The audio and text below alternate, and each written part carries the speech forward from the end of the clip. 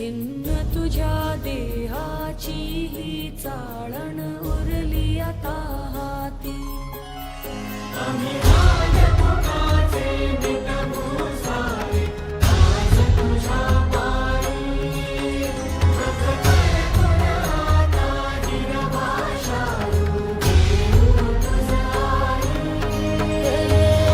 उपरतीन आलिया जान जागर झालं या एकजुटीन पेटल रान तुफान आलं या हे काळ्या भुईच्या भेटीला हे आभाळ आलं या.